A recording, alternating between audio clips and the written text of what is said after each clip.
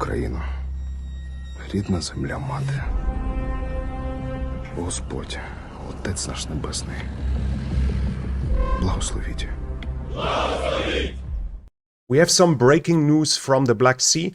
Ukraine lost 2, probably 3 naval drones against a Russian corvette. The corvette Ivanovets moved into the way of the naval drones and intercepted them by the usage of their hull. In the process, the Ivanovets was turned into a submarine, and thus the Russian Black Sea Fleet loses one more of their warships in this war against a nation with barely any navy. We'll look into the video because we have videos showing the attack and put it into some perspective in the short video.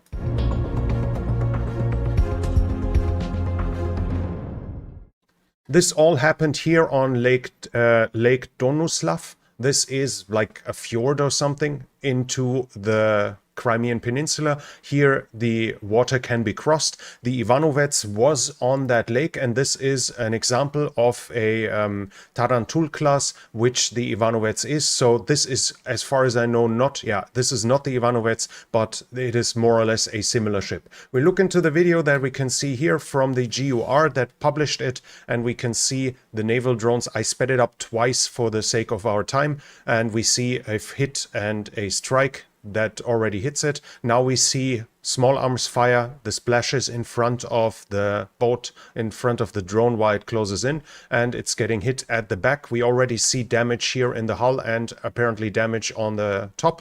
The attack was done into the same site by the naval drones. This is a smart way of attacking as it prevents counter-flooding. If the damage is maximized on one side, you can't really counter-flood at some point anymore, so the ship capsizes. This is something, for instance, the US did while attacking the Yamato in World War II, where they concentrated all their torpedo attacks on just one side to prevent the Japanese Navy from saving the ship by simply counter-flooding and thus righting it back up again.